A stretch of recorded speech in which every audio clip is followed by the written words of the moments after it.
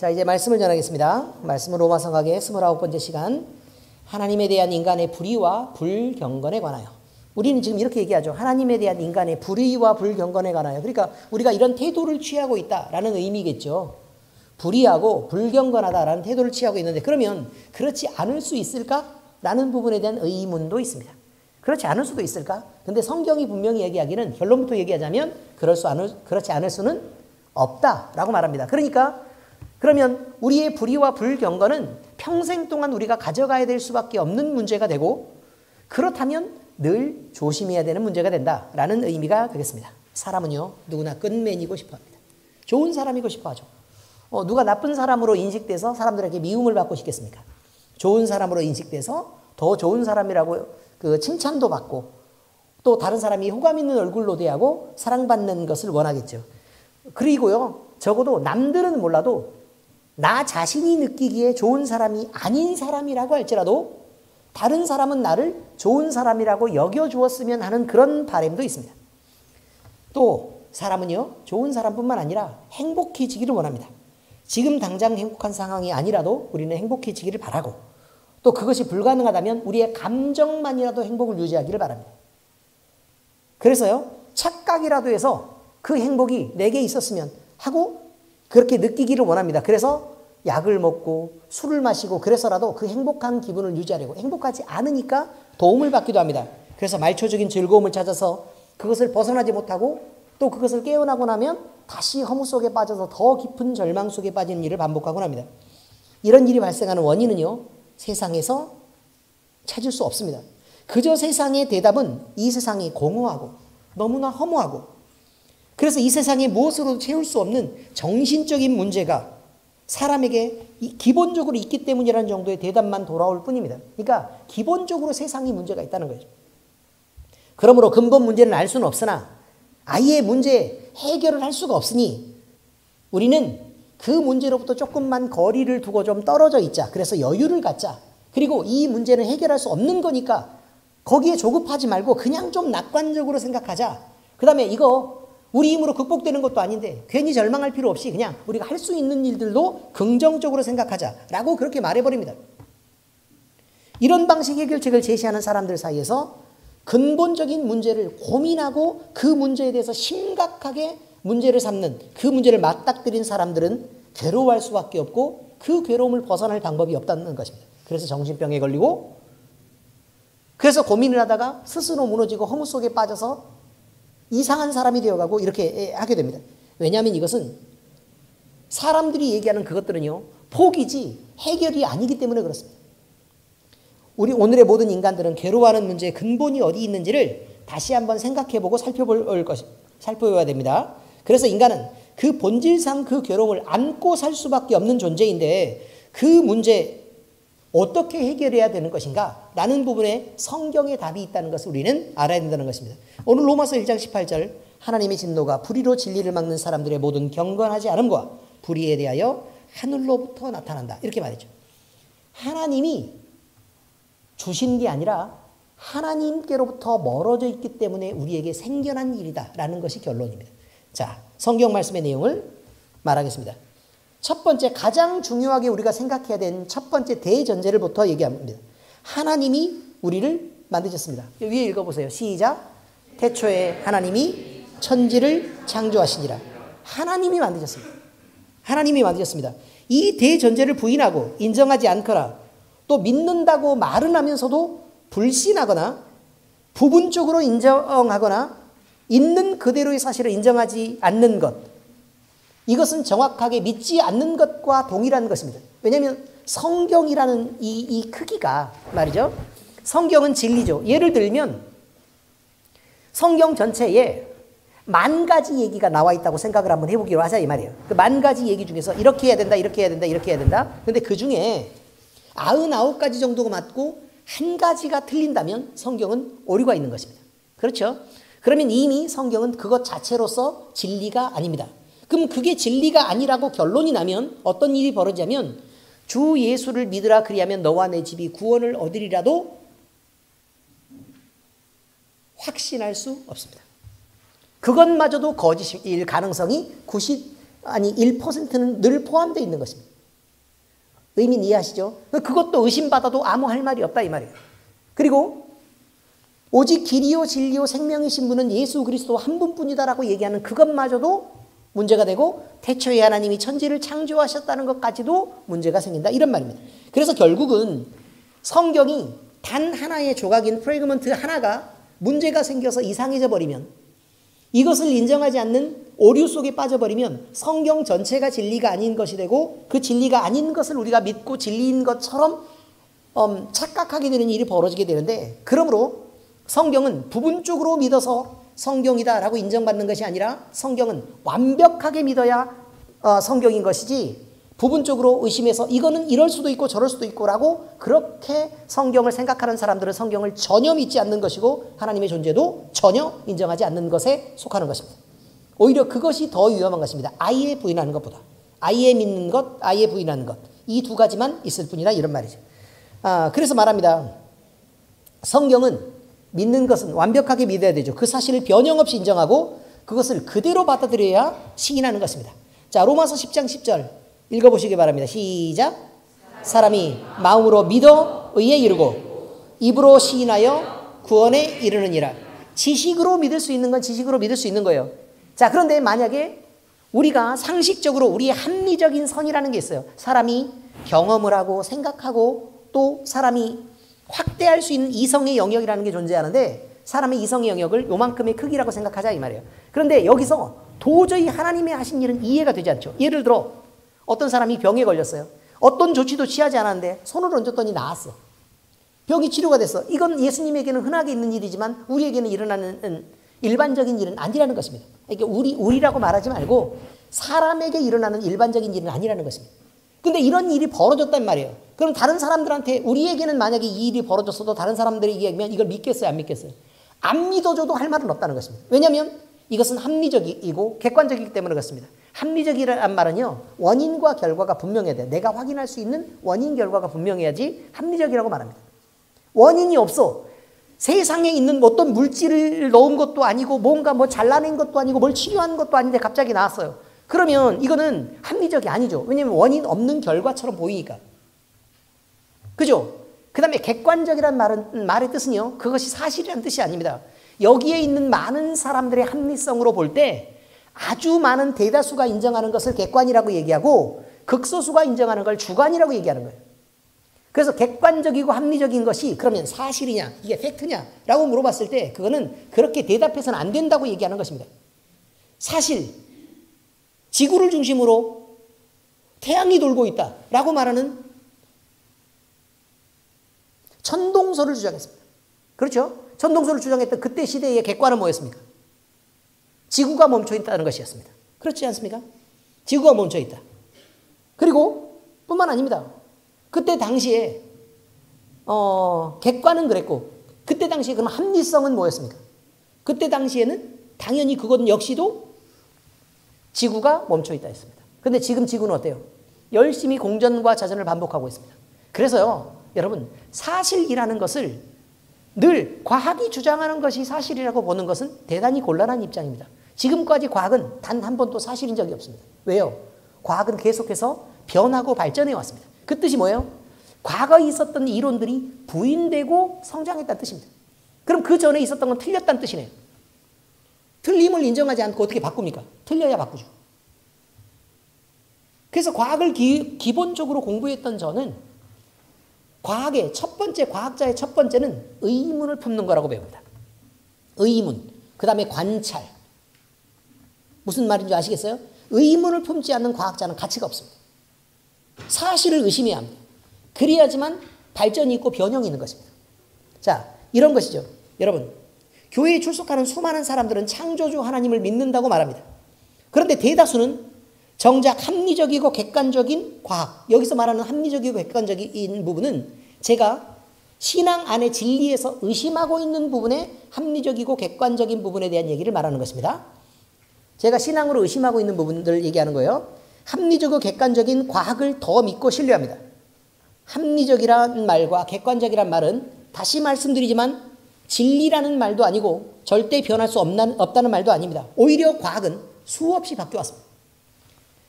자, 이렇게 우리가 대다수가 인정한다 그래서, 그리고 아주 많은 사람들이 인과관계를 그렇게 말한다 그래서 이것을 이 사람들이 말하는 기준이나 아니면 이 사람들이 생각하고 있는 범위가 절대적으로 맞다라고 인정해 줄 수 있을 것인가 라는 것을 진리에서 비춰보면 우리는 항상 의문을 품을 수밖에 없는 것이요. 로마서 1장 32절 읽겠습니다. 시작.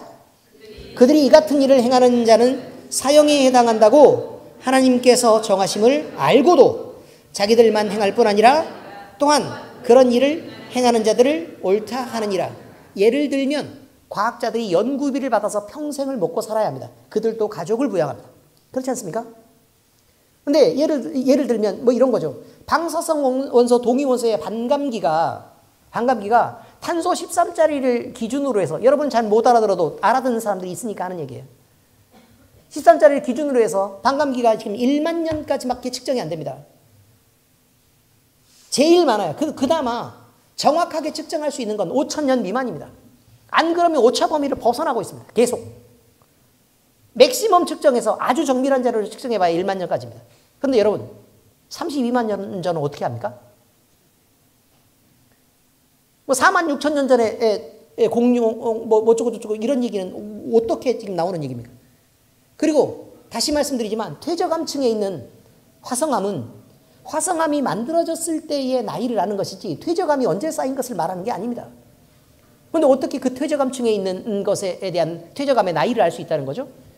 그러면 그 나이를 아는 것은 그 시대를 증언하고 있는 표준화석이 그 안에 들어있기 때문에 그렇게 말할 수 있답니다. 근데 그 표준화석은 어떻게 정해요? 그 지층에 들어있어서 표준화석이랍니다. 여러분, A가 B고 B가 A여서 A는 B다 이렇게 지금 얘기하는데, 여러분 A와 B를 근거할 수 있는 정확한 조항이 지금 전혀 들어있지 않습니다. 계속 그렇게 말하고 있어요. 여러분, 그것이 잘못된 걸 과학자들이 모를 것 같습니까? 옛날에 우리 그 줄기세포 했던 황모 박사님 계신데, 구체적으로 제가 명예 때문에 얘기하지는 않겠습니다. 몰랐겠습니까? 자기가 속였는데요. 여러분, 사람입니다. 사람이에요. 과학자도 사람입니다. 저도 과학을 공부했고 함께 교수님들하고 같이 이야기했고 많이 있었습니다. 양심적인 사람 거의 없습니다. 사람은 다 그렇다는 것입니다. 그들만 그렇다는 게 아닙니다. 그런데요, 자기들만 행할 뿐 아니라 자기와 같은 일을 행하는 사람들을 다 옳다고 하는 경향이 있다는 것입니다. 왜요? 그게 기득권이기 때문에 그렇습니다. 지금 현대 과학이라고 말하는 생물학에서요, 찰스 다윈이 진화론을 말했습니다. 그 진화론은 바로 객관적이고 합리적인 생각의 결과물이 맞습니다. 그런데 사람들은 다윈이 주장한 자연선택과 확률적 유전 부동이론을 현 과학의 지금 가장 설득력 있는 정설로 받아들입니다. 그런데 이것을 절대적 과학이라고 믿고 따르며 신뢰하고 하나님이 만드신 세상보다 오히려 더 변함없는 진실이며 진리라고 믿고 있다는 것입니다. 그런데요, 실제로 종 내에서 일어나는 유전적 변이는 자주 관찰되고 있는 것도 사실입니다. 종 내에서 변화가 일어나요. 그러면 진화가 지금 현재 일어나고 있으니까 우리가 진화가 일어난다 그래서 진화가 일어나니까 그럼 하나님은 창조하셨는데 진화가 일어난다 그러니까 이거는 하나님이 창조하신 게 뭔가 문제가 있구나 라고 생각하고 착각하는 사람들이 있다는 것입니다. 언제 하나님이 창조하셨을 때 그 유전자 안에서의 세포 분열이 일어날 때 그 안에서의 변형과 변이에 대해서 하나님이 설계하지 않았다고 성경에 나온 데가 어디 있냐고. 그런데요, 여러분 생각을 한번 해보시란 말이에요. 우리가 염색체는 두 가닥으로 해서 이중 나선 구조로 되어 있습니다. 그런데 이게 분열될 때 양쪽으로 쪼개집니다. 그래서 하나는 엄마 거 아빠 거 이렇게 되죠. 감수 분열 때 그렇다는 얘기입니다. 자, 엄마 거 아빠 거 이렇게 돼요. 그러면 다시 엄마 거 이게 두 개가 이렇게 나눠져서 아빠 거 하나, 다시 엄마도 똑같이 분열을 해서 아빠 거 하나, 이래서 붙을 때 곱게 붙는 게 아닙니다. 이 안에 그냥 붙는 게 아니라 뭐가 일어나냐면 연관과 교차, 이런 유전적 변이를 기본적으로 포함하도록 설계되어 있습니다. 하나님이 그렇게 만드셨다는 것입니다. 기본적으로 유전자가 그렇게 됐을 때 왜 하나님이 이렇게 만드셨을까라는 거죠. 여러분, 어느 종족이 소수민족이 있어요. 소수민족이 있는데 그 소수민족이 인원이 17명밖에 안 돼. 17명밖에 안 되는데 거기 안에서 애도 낳고 막 이렇게 해서 자손이 번성해서 막 6만 명 이렇게 되면 어마어마하게 막 번성해서 큰 민족을 이룰 것 같지만 그거 망합니다. 왜 망하는 줄 아십니까? 유전자의 다양성이 없기 때문에 그 안에서 유전적 질병이 자꾸 생겨가지고 이상하게 만들어져서 결국은 쪼그라들어서 결국 죽습니다. 그래서 개체수가 적어지면 위험하다고 얘기하는 거예요. 근데 개체수가 많아지면 그 안에서 변형이, 이게 적은 정보를 갖고 있어도 변형이 많이 일어나요. 그래서 그 변형된 것들이 또 모이면 이게 확률적으로 넓어지는 것입니다. 첫 번째 사람은 아담이었습니다.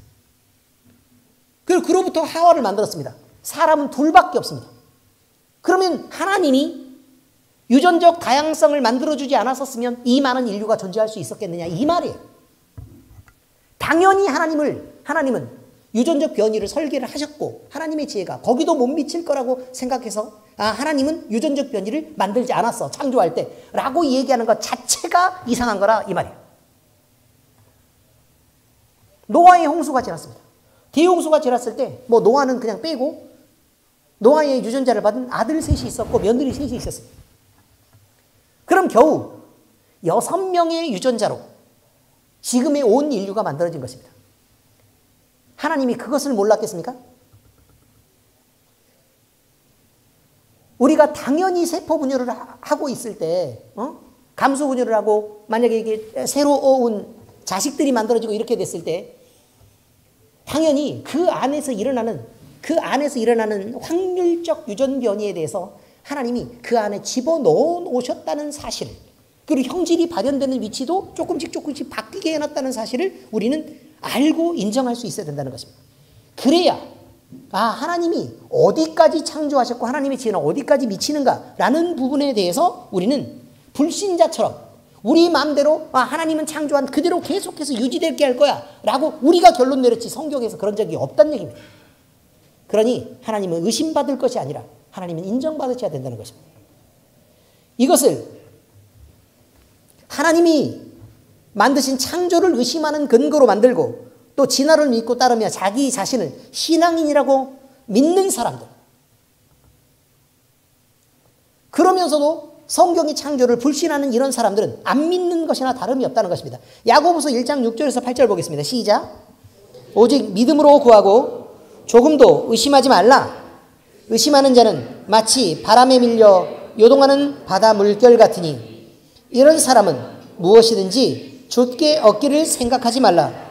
두 마음을 품어 모든 일에 정함이 없는 자로다. 이렇게 말합니다. 여러분, 우리가 하나님을 인정할 때는 그저 아는 단계로 인정할 수 있는 지식이 있고 때로는 우리의 믿음을 동원해야 하나님을 알게 되는 초월의 단계라는 게 존재하는 것입니다. 합리적이고 이성적이고 객관적인 단계에 있는 모든 지식들은 예를 들어 착하게 살아야 돼. 다른 사람에게 나쁘게 하지 말아야 돼. 그러면 너도 그 일을 당하잖아. 라고 얘기하는 그런 말들은 합리적이고 객관적이고 우리가 모두 다 이해할 수 있는 이성의 범위 안에 있습니다. 너무 쉽습니다. 우리가 못해서 문제지. 그런데 어떤 특별한 일들, 다시 말해서 하나님이신 것을 초월적으로 드러내는 그런 순간과 그런 사건과 그런 기적 같은 역사들은 우리는 믿음을 동원해서 받아들이는 것입니다. 우리가 이해하는 게 아니라는 것입니다.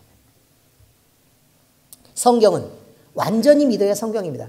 그러므로 성경의 내용을 자의적으로 일부를 바꾸는 것은 절대로 있을 수가 없는 일입니다. 그렇다면 이미 성경은 진리가 아니기 때문에 그렇습니다. 성경은 일부를 인정하면서 믿는 것처럼 하는 것, 거짓입니다. 또 다른 일부를 부인하면서도 안 믿는다고 말하지 못하는 것, 그거 씩씩하지 않은 것입니다. 이렇게 된 것은 죄가 세상에 들어와 하나님과 사람 사이를 갈라놓았기 때문에 분명히 부분적인 신앙이고 잘못된 것을, 우리의 불신앙을 신앙처럼 착하게 그리고 안심하게 만들려고 하는 사탄의 계략 속에 우리가 들어있다는 것이죠. 자, 그러면 이런 문제가 왜 생겼을까? 이제 두 번째 이야기입니다. 죄가 모든 문제의 원인입니다. 이렇게 들어온 죄는 사람이 알고 있는 죄나 또는 사람들이 우리가 범해서 벌을 받는 그 범죄라는 개념과는 상당히 또 어떻게 보면 전혀 다른 개념입니다. 왜냐하면 죄의 기준은 우리가 얘기할 때는 법입니다. 그러니까 사람이 사회법을 기본으로 해서 사회법을 기본으로 해서 다른 사람에게 피해를 주느냐 안 주느냐라는 이 관계에 대한 것을 정리한 것을 법이라고 얘기하고 거기서 벗어나냐 안 벗어나냐를 얘기합니다. 그런데 하나님의 법은 기준이 하나님입니다. 기준이 하나님이어서 창조하신 하나님이 모든 주권을 갖고 계시다는 것입니다. 그러므로 하나님 편에서 볼 때 옳으면 그것은 죄가 아니고 하나님 편에서 멀어지면 그것은 죄라고 얘기하고 있습니다. 그래서 얼마든지 우리가 우리 생각으로 우리가 만약에 법도 정해버리고 또 기준도 정해버리면 죄와 또 범죄에 대해서는 얼마든지 오해하고 자기 생각대로 잘못 판단할 수 있다는 것입니다. 잠언 10장 21절 같이 읽겠습니다. 시작. 의인의 입술은 여러 사람을 교육하나 미련한 자는 지식이 없어 죽느니라. 여러분, 하나님에 대한 오해가 생기기 시작하면 그러면 자기 맘대로 하나님을 판단하게 됩니다. 그럼 결국 자기 생명을 살릴 수가 없습니다. 먼저 이제 그러면 죄는 뭐냐? 이걸 먼저 봐야 되죠. 죄는 속성상이요. 어둡고 차갑고 더럽습니다. 이거 잘 밑줄 그어 놓으시고 동그라미 해 놓으셔야 돼요. 이거 잘 배워야 됩니다. 죄는요, 그 속성상 어떻다고요? 어둡고요, 또 차갑고 또 더럽습니다. 이것은요, 빛이시며 사랑이시며 성결하신 하나님의 속성과 정반대라는 것을 쉽게 알 수 있습니다. 다시 말해서 하나님과 멀어졌기 때문에 생긴 일입니다. 어두움은요, 빛이 없는 곳으로 멀리 갔기 때문에 어두운 것입니다. 차가운 것은 따뜻한 불과 멀어져서 그런 것입니다. 더러운 것은 깨끗함을 버렸기 때문에 그렇습니다. 이해가 대충 되십니까? 그렇습니다. 그래서 사탄 마귀는 하나님을 멀리해서 자기의 나라를 만들고 그 나라 속에 사람들을 꼬셔서 꿰어내어서 그들의 백성을 만들었고 그래서 그곳 어둡고 차갑고 음습하고 더러운 곳에서 사람을 살게 한 것입니다. 예레미야서 2장 4절에서 9절까지 제가 읽어드리겠습니다. 너무 기니까. 야곱의 집과 이스라엘 집 모든 족속들아 여호와의 말씀을 들으라. 나 여호와가 이같이 말하노라. 너희 조상들이 내게서 무슨 불의함을 보았기에 나를 멀리하고 가서 헛된 것을 따라 헛되이 행하였느냐. 내가 너희를 기름진 땅에 인도하여 그것의 열매와 그것의 아름다운 것을 먹게 하였거늘 너희가 이리로 들어와서 내 땅을 더럽히고 내 기업을 역겨운 곳으로 만들었으며 제사장들은 여호와께서 어디 계시냐 말하지 아니하였으며 율법을 다루는 자들은 나를 알지 못하며 관리들도 나에게 반역하며 선지자들은 바알의 이름으로 예언하고 무익한 것을 따랐느니라. 그러므로 내가 다시 싸우고 너희 자손들과도 싸우리라. 여호와의 말씀이니라. 결국 이스라엘 백성들이 하나님을 버렸죠. 그래서 누구를 적으로 만들었어요? 하나님 여호와를 적으로 만든 거예요. 그래서 하나님이 뭐라고 말씀하셔요? 너희가 나를 버리고 사탄을 따랐으니 이제는 내가 너희와 싸우겠다. 이렇게 말해요. 그 전에 하나님이 뭐 하시던 분인데요? 복 주시고 각종 좋은 것들을 주시던 분인데 이제는 너희가 나를 버렸으니까 내가 너희와 대적해서 싸우겠다 이 말이에요. 하나님과 덤벼서 싸워보시라고. 잘 되고 잘 사는지 보시라 이 말이에요. 우리가 만남 속에 서로 대화를 하고 있을 때 어디 하나님이 계십니까? 우리 안에. 그렇게 하나님과 대적하고 싸워보시라 이 말이에요. 서로 잘난 척하면서 교만하고 내 주장을 일삼는 그 관계 속에서 하나님이 어디 계시냐 이 말이에요. 그렇게 하나님과 싸우시라 이 말이에요. 그래서 얼마나 복되고 얼마나 잘 되는지 두고 보시라 이 말이죠.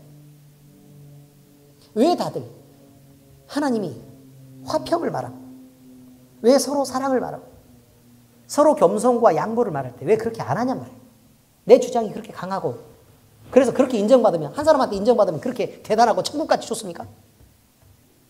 인정받아서 어디다 쓰시려고? 여기 몇 명 돼도 안 돼. 여러분, 원죄를 받아들여서 본질상 죄인인 인간은 죄가 그를 지배하고 있기 때문에 죄의 속성이 드러날 수밖에 없습니다. 왜요? 어둡고 음습하고 차가운 그곳에서 더럽게 살고 있는데 어떻게 그가 깨끗하고 어떻게 빛나냔 말이에요. 안 된다고요. 기본적으로. 나는 그런 존재라는 걸 알고 있어야 된다는 것입니다. 그래서 그거를 생각해요. 자, 먼저 죄의 속성 중에 어둠은 그럼 어떤 특징을 가졌느냐는 거예요. 어둠은 못 보게 하죠. 모든 것을 가려버립니다. 그래서 사물을 바로 볼 수 없습니다. 그러니까 잘못 느낄 수밖에 없고 당연히 잘못 판단할 수밖에 없습니다. 우리도 마찬가지입니다. 우리는 늘 바르게 판단하고 바르게 보는 게 아니란 말입니다. 내가 잘못 볼 수 있어요. 근데 왜 자기만 맨날 옳으냐 이 말이에요. 그래서 사고의 왜곡이 생기고 사람마다 같은 경험을 해도 각자의 느낌과 생각이 다르게 됩니다. 왜요? 자기가 느끼는 게 다르니까요. 사람은 어느 누구라도 어둠 속에서 스스로 진리를 찾을 수도 없고 하나님을 발견할 수도 없고 스스로 구원에 이를 수도 없습니다. 또 이 절대적인 어둠은 부끄러움을 볼 수 없게 합니다. 그래서 옷 벗고 각종 더러운 짓을 행하고 부끄러운 일을 마음껏 행해도 그가 부끄러움을 모르게 합니다. 그 순간만 지나가고 남만 모르면 됩니다.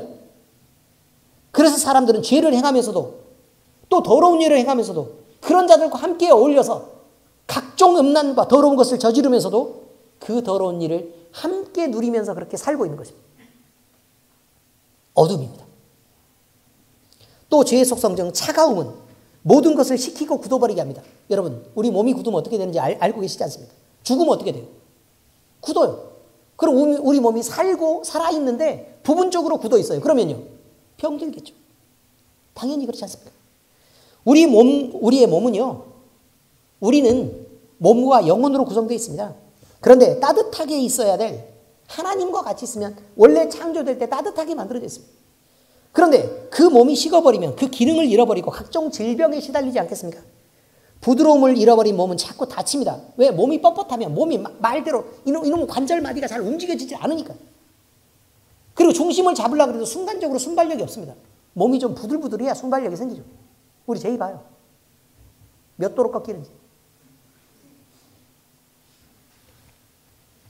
이처럼 그래서 하나님으로부터 멀어져 있으면 우리 몸이 그렇게 된다는 것입니다. 그리고 하나님 영혼도 마찬가지입니다. 우리 영혼도 하나님과 가까이 있어야 합니다. 그런데 그 뜨거워져 있어야 될 영혼이 미적미적하고 냉랭하고 차갑게 식어 있습니다. 마음이 식어버린 인간은 사람들을 보아도 냉랭하고 하나님을 보아도 감동이 없습니다. 차갑기 그지없습니다. 그래서 마음이 차가워진 인간은 스스로 나는 냉혈하냐 라고 부르면서 잔인한 일을 행하는 것, 남한테 모진 일을 행하는 것, 이런 것을 서슴지 않습니다. 자기 영혼에 상처를 내면서까지 사랑을 거부하고요, 지배욕과 소유욕을 내세워서 자기 자신을 과시하려고 합니다. 이런 사람은 마음에 하나님 두기를 싫어하여 자기 자신을 만드신 하나님을 거부하고 미워하는 것입니다. 대표적으로 고대 용사라고 말했던 사람들이 그렇게 되어 있다 라고 말합니다. 그들이 뭘 만들었어요? 우상 만들었습니다. 자기 자신을 신격화했어요. 로마서 1장 28절 같이 읽겠습니다. 시작. 또한 그들이 마음에 하나님 두기를 싫어하며 하나님께서 그들을 그 상실한 마음대로 내버려 두사 합당하지 못한 일을 하게 하셨으니. 보세요. 그들이 하나님을 버렸기 때문에 하나님은 그대로 그래? 그러면 네가 네 자유의지로 선택한 대로 네가 그 결과를 받고 알아서 그냥 살아. 여러분, 우리도 명심해야 될 일이 있습니다.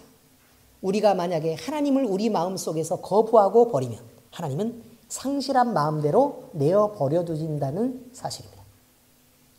우리 자유의지를 꺾어서까지 억지로 하나님은 하나님을 사랑하도록 그렇게 매달리지 않습니다. 아쉬운 것은 우리입니다. 자, 이제 세 번째 이야기입니다. 죄인은 하나님과 그가 부여하신 질서를 거부하게 됩니다. 그러므로 죄인이 원하는 좋은 사람이 되는 것이나 행복하게 된다는 것은 상당히 주관적이며 왜곡되고 공감할 수 없는 것들이 대부분일 수밖에 없습니다. 갈라디아서 5장 19절에서 21절 같이 읽겠습니다. 시작.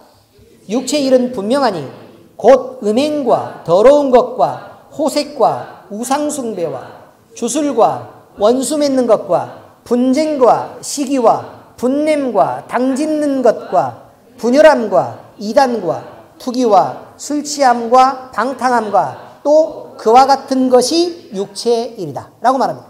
여러분, 당짓는 것 그러면 여러분들이 생각할 때는 어우씨 뭐 당을 지어서 분열을 시키나? 이런 생각이 들어서 불편하게 생각할지 모르지만 여러분, 사람이 생각할 때는 당을 짓는 거 이렇게 말합니다. 확실한 우리 편이 누구일까? 라고 결정하는 것도 당 짓는 것입니다. 자, 이래도 나쁜 것이라고 여러분이 믿겠습니까? 아니겠죠. 내가 신뢰할 만한 사람을 찾는 이런 것들도 당 짓는 것에 속한다는 걸 알아야 됩니다. 시기와 라고 얘기하면 적당한 경쟁의식은 사람의 발전에 도움이 돼. 이렇게 생각한다니까요. 원수 맺는 것과 그러면 나하고 코드가 안 맞는 사람들은 굳이 내가 뭘 맞춰갈 필요가 있겠어. 라고 얘기하는 거죠. 음행과 내가 번 걸로 내가 좀 즐겁게 누리겠다는데 뭐 어때서? 뭐 특별히 남한테 해주는 것도 아니잖아. 이렇게 생각한다니까요. 우리가 얼마든지 합리적으로 보려면 말을 꾸며서 만들려고 하면 얼마든지 할 수 있어요.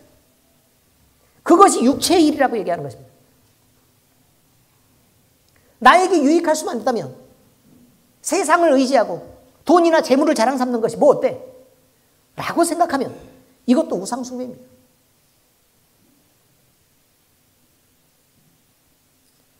어떻게 이것이 성경에 나와서 이렇게 구체적인 단어로 쓰여지니까 나쁜 것 같이 막 이렇게 생각이 들어서 성경은 나쁘다고 얘기를 해야죠. 세상의 일이니까. 그래서 구체적으로 써놨는데 우리가 또 다시 돌려서 생각하자면 얼마든지 그렇지 않을 수도 있다는 판단이 될 수 있을 만큼 우리는 얼마든지 우리 자신을 꾸밀 수도 있고 포장할 수도 있는 사람들이에요. 죄인이 원하는 좋은 사람에 대해서요. 만약에 여러분이 근면이고 싶으면 다른 사람이 여러분을 만났을 때 따뜻한 사람이구나. 포근한 사람이구나. 참 유익이 있는 사람이구나. 라고 그렇게 느껴야 되는 거 아닙니까? 그런데 대부분 자기 자신이 지혜롭고 좋은 사람이라고 느끼는 사람들을 한번 잠깐 그 이름을 한번 떠올려 보시기 바랍니다. 여러분 주변에 있는. 그러면 대부분은 자기 자신이 좋은 사람이라고 인정받고 싶어하는 사람은 대부분 내 말을 듣고 내게 순종하라는 과시와 강요를 너그럽게 표현하고 있는 것입니다. 좋은 사람이라고 생각하면 생각할수록 그 사람은 더 양보를 못하는 사람일 가능성이 많습니다. 아닙니까? 자기 자신이 좋은 사람이라고 주장했던 사람들 중에는 다른 사람에게 상처를 입은 사람이 너무나 많습니다. 남을 위한 일로 내가 상대방에게 목적이 있어서 그를 위해서 도움을 주고 그가 잘 됐다면 그냥 그걸로 좋은 사람으로 끝나면 괜찮은데 왜 상처는 있습니까? 상처는 왜 있죠? 남이 나를 쳤나요? 아니죠. 내가 기대한 것이 돌아오지 않았기 때문입니다.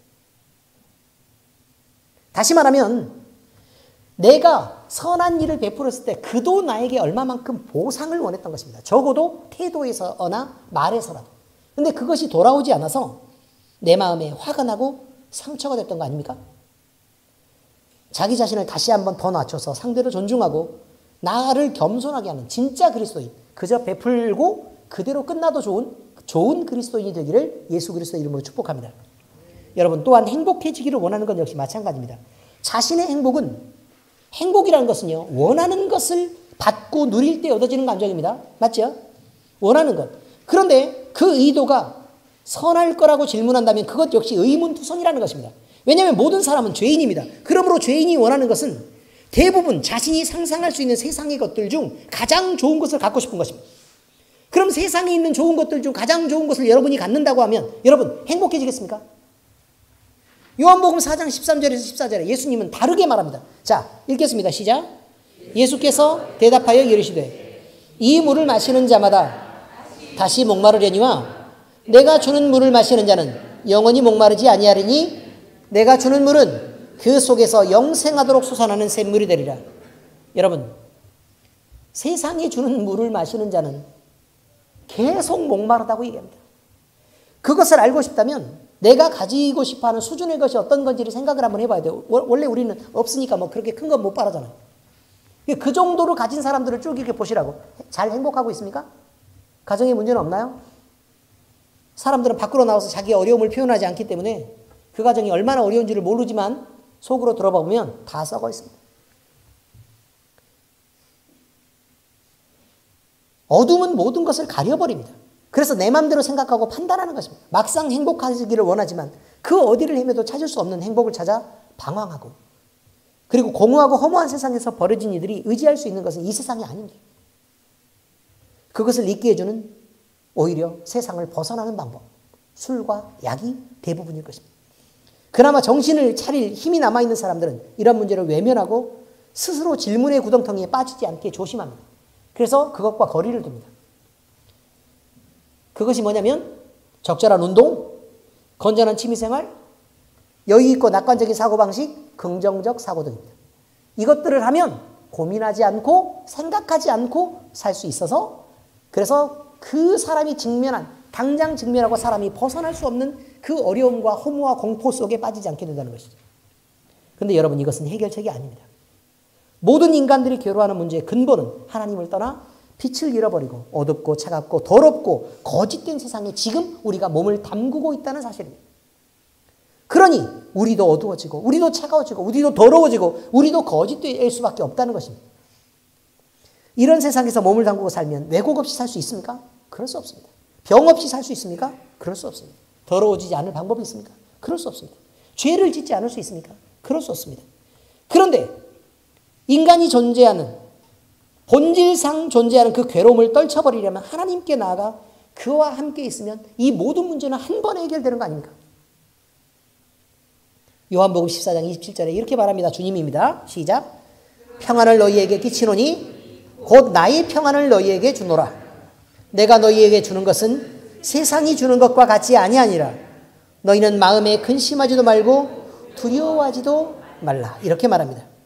여러분, 하나님이 계셔야 우리가 삽니다. 하나님이 계셔야 삽니다. 우리의 관계 속에 모든 문제들이 생길 수 있습니다. 하나님을 여러분이 그 관계 속에 인정해야 삽니다. 여러분의 대화가 서로 상대에게 상처를 주고 문제를 일으킬 수 있습니다. 어떤 사람이 내게 처신했던 것 때문에 화가 날 수도 있습니다. 그러나 그 속에 예수님을 담으면 우리는 그 안에서 해결점이 보이고 평안이 있습니다. 하나님이 인정하시는 유일한 길, 그 단 한 길은 예수 그리스도뿐입니다. 우리가 우리 예수님을 주와 그리스도로 믿고 의지해서 나가는 것, 그거 하나만 우리를 살린다는 것을 아시기 바랍니다. 이제 말씀을 적용합니다. 주 예수를 믿으라. 그리하면 너와 내 집이 구원을 얻으리라. 믿음은 바라는 것들의 실상이요 보이지 않는 것들의 증거라고 합니다. 우리가 바라는 것들이 있다면 하나님 앞에서 막연히 기대하며 원할 것이 아니라 우리의 믿음을 동원하고 보여야 된다는 것입니다.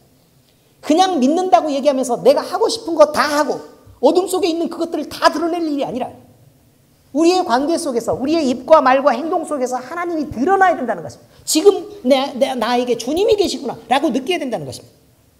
우리가 하나님께 믿음을 보였다면 그것이 보이지 않는 것들이 있음을 인정하는 것이고 또 하나님을 향해 드린 믿음을 통해 우리가 미래에 받을 것이 확인되었다는 뜻도 됩니다. 우리가 믿음을 동원할 때 예수 그리스도의 이름으로 기도하는 것은 그 방법만을 유일하게 하나님이 인정하시기 때문에 그렇습니다. 축사를 선포할 때도 예수님의 이름으로 해야 하고 기도할 때도 반드시 유일하신 예수님의 이름으로 기도해야 됩니다. 왜냐하면 예수님이 그 이름이 그리고 그 권세가 하나님과 우리를 연결하는 유일한 길이기 때문에 그렇습니다. 우리는 너무 멀리 떨어져 있습니다. 그리고 예수님을 너무 많이 부인하고 있습니다. 그런데 우리 주님을 찾으면 우리는 반드시 하나님께 가는 길을 알게 됩니다. 우리 주 예수 그리스도의 은혜가 우리 교회와 함께 하시기를 축복합니다. 기도하겠습니다. 하나님 아버지, 인간은 죄인이기 때문에 어쩔 수 없이 불의하고 불경건할 수밖에 없는 존재임을 고백합니다. 하나님으로부터 멀어져 있는 인간이 무엇을 할 수 있겠습니까? 그러나 우리는 우리 주 예수님을 붙잡았기에 주님께서 하나님으로 인도하시는 길이 되셨고 우리가 그 길을 따라 걸을 때 우리 하나님을 만나고 또 하나님과 화평하고 우리가 가진 모든 인간 세상에서의 당면한 문제들이 해결될 것을 믿습니다. 아버지 하나님, 우리 주님 붙잡고 하나님과 늘 가까이 있어서 화평하고 또 그 안에서 많은 것들을 누리며 사는 우리 인생 되게 하시옵소서.